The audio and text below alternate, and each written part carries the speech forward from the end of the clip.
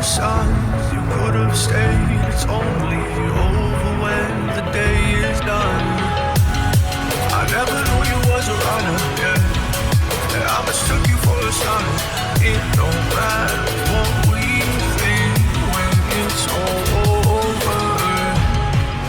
'Cause this is our last chance to leave it all behind. Raise your voice and raise your power, yeah. This is our last chance to leave it all behind. Raise your voice, raise your power, yeah.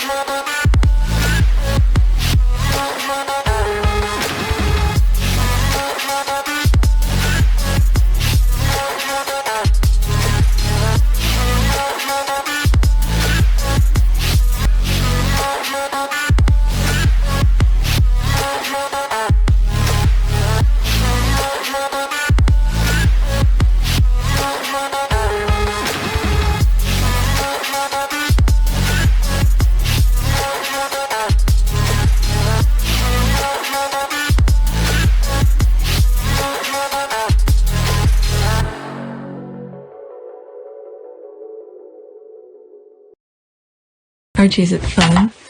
Fun. Fun. After me. Ready? Happy? Happy. New? New? New. Boom.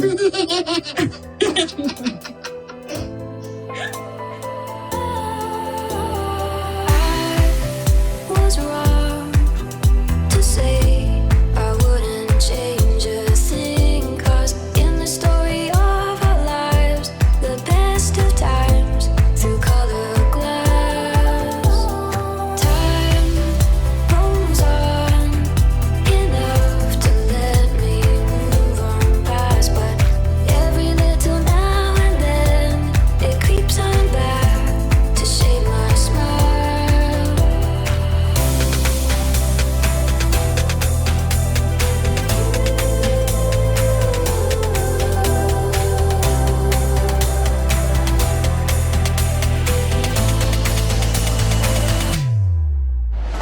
Today is August 10th, 2022. It is 10:30 a.m. I'm trying to edit something, and while I was editing in the middle of my edit, and I remember I saw something this morning which I did not record, and I wanted to share it with you before I go. So it's just gonna be whatever I'm saying in this video. Is that this is something I'm putting on my other channel I'm uploading. So let's go on Twitter to make it quick. All right, remember her, Lisa Hanna?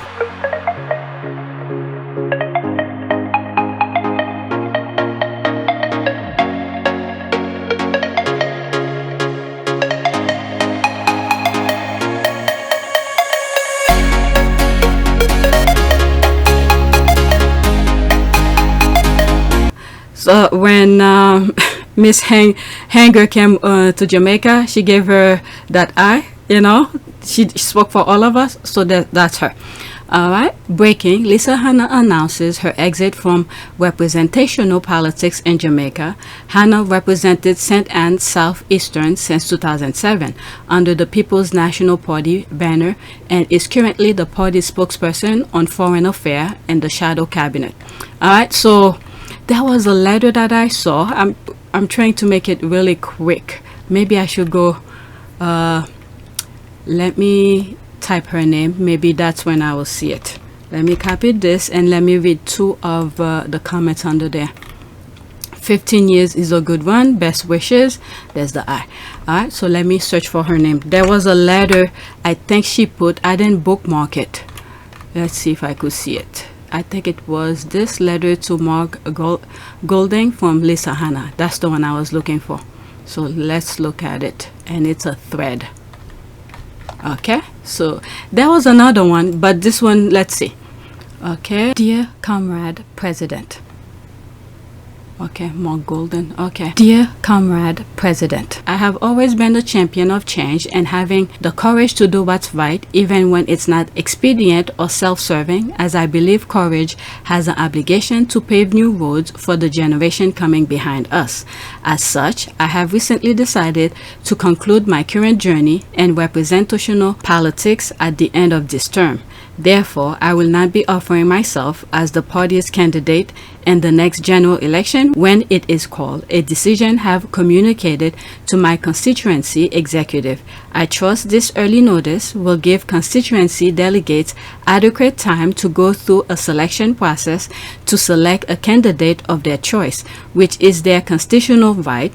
I remain available to serve at your consideration in the shadow cabinet as spokesperson on foreign affairs and foreign trade. I thought that was very well put.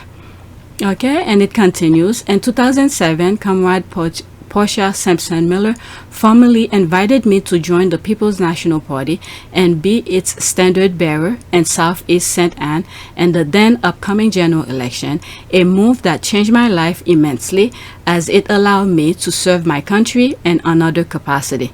Over the last 15 years, I have found this experience quite satisfying. It allowed me the privilege to serve as an elected member of parliament, cabinet ministry on the national scene, and at the party level as regional chairman and treasurer. This opportunity will always be a part of me as it reshaped the foundations of my thinking and will forever guide my perspective. The PNP has always believed in equal opportunity for all regardless of station in life. This fundamental philosophy has driven our nations to propel solutions for national prosperity through building the economic base of Jamaica from the bottom up. We have always been the party with heart, the People's Party that is in touch with the grassroots and committed to ensuring no Jamaican is left behind. Wow, very well put. Okay, however, for any organization to survive and be relevant to successive global environments and markets, it must be responsive and change with the time, seeking modern approaches to getting things done.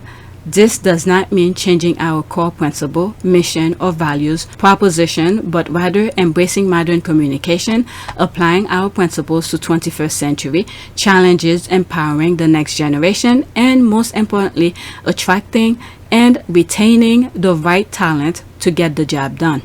I have no doubt party leader that once the PNP can recalibrate its approaches to reignite and reinforce this core tenet within the minds and hearts of Jamaicans to inspire their imagination and aspire toward a better future, our party will from the next government. I extend gratitude to several of my mentors, comrades Percival James Patterson, Portia Sampson Miller, Dr. Peter Phillips, Katie Knight, John Juno, and Dr. Omar Davies, my dear husband Richard and son Alexander, for their unyielding love and support.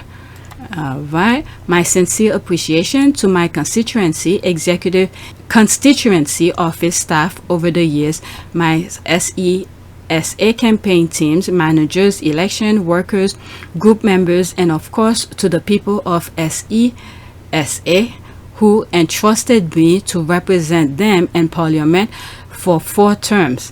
I made a commitment to represent you and will continue to serve you with grace and favor through the conclusion of my term. And finally, thank you to my parliamentary colleagues, the many friends I met along this inspirational journey, especially my dearest friend Natalie Nieta Garvey. Sorry if I pronounced the middle name wrong.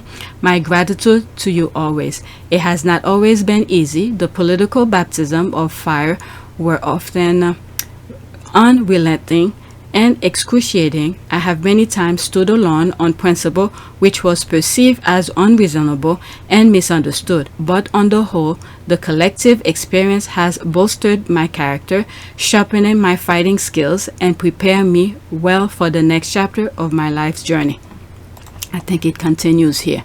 All right. I am and will always remain grateful to the PNP and wish you the very best as you lead the movement toward victory at the polls and the formation of the next government. Sincerely, Comrade Lisa Hanna, MP.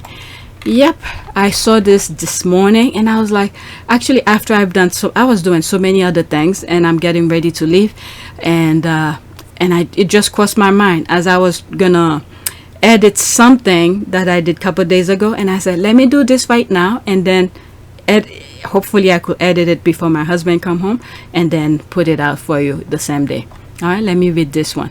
Lisa Hanna, exit from representational politics should come as nothing strange. The forces and the PNP made her life a living hell, and they continue to do so. Even the very secretariat were actively campaigning against her up to this year. The woman is fed up and tired.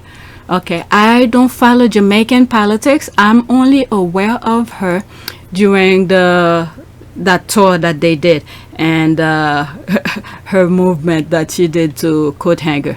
Portia Lashley is the main perpetrator. Well, they have a saying, if you can't take the heat in the kitchen, get out, and that's what she did.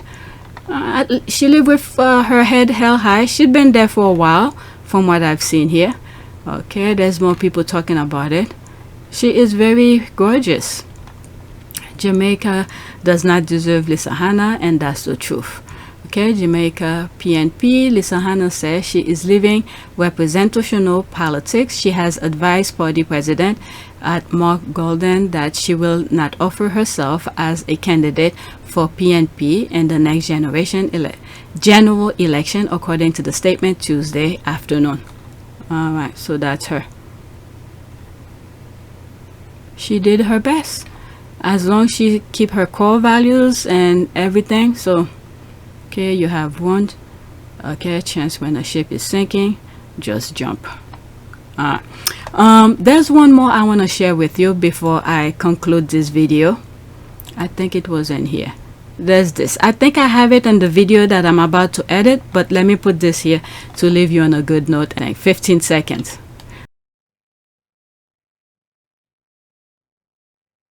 I might mute it, but there's no talking. There's a music behind it. I don't want YouTube to block me because of the music. Let me start all over.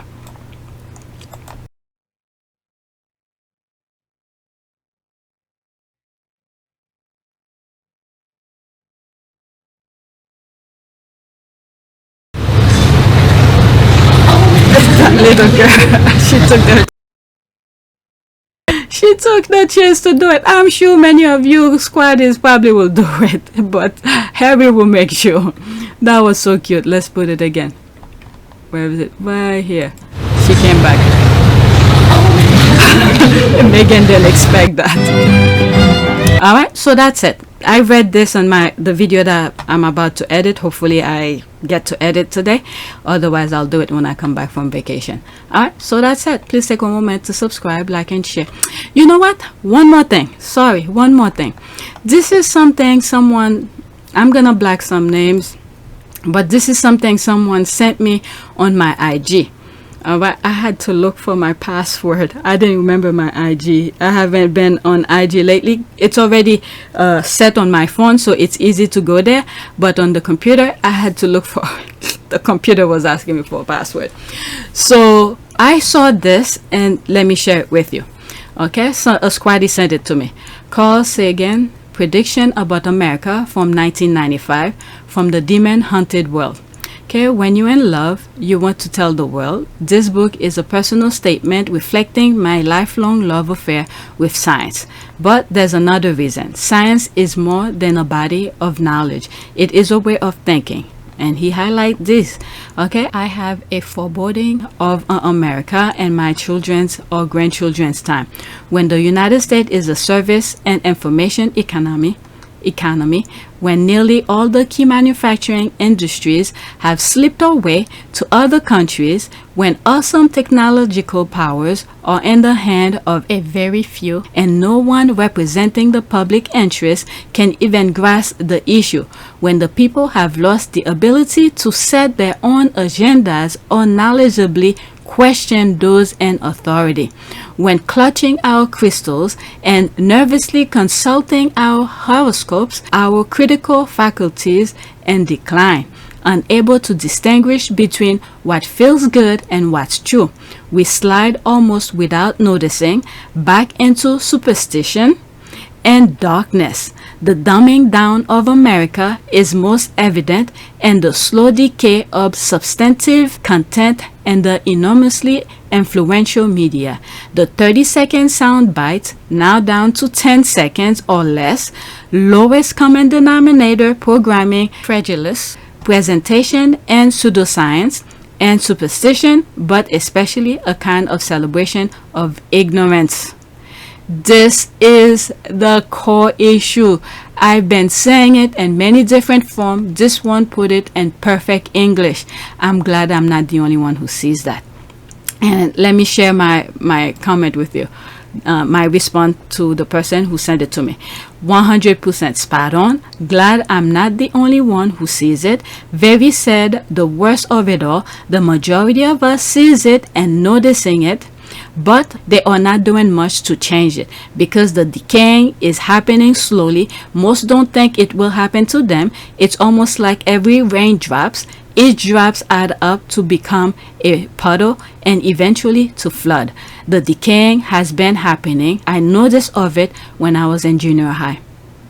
Okay, so the reason I say I know this is since I was in junior high is because there was an after school program that I was in. It was a wood shop. I volunteered to do it. It was an after school program, and then in the middle of the program they cut that program out, and then next thing I know they cut something out, and I was like, what?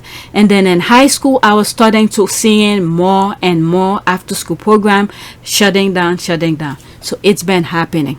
Okay, so many of us might say, oh, it's just this. Like the other day I went to, I'm not gonna say, to someone's house, and this person, and I was saying how hard it was for me to get to them because when we were driving, I was not driving, my husband was driving, and I was like, oh my God, it's so hard to get through because all roads are closed off. You have to go around this and that. And then my husband said, now you're probably gonna have to pay to get to another borough and all of this. And I was telling that person that, and she's saying, oh yeah, they need that to build the road, to build that. And all I'm thinking as she was saying it, since I was in high school, their neighborhood has been the same way. Now I'm a freaking adult, probably close to almost senior citizen. The neighborhood remained the same. When is the raising the taxes and all of this gonna get to your neighborhood to fix up? But it's happening slowly and slowly. We're paying so much for nothing. So I just said, you know what? Let me not argue with anybody. So that's that. Please take a moment to subscribe, like, and share. That's it. I need to hurry up. That's all I know. Take it easy.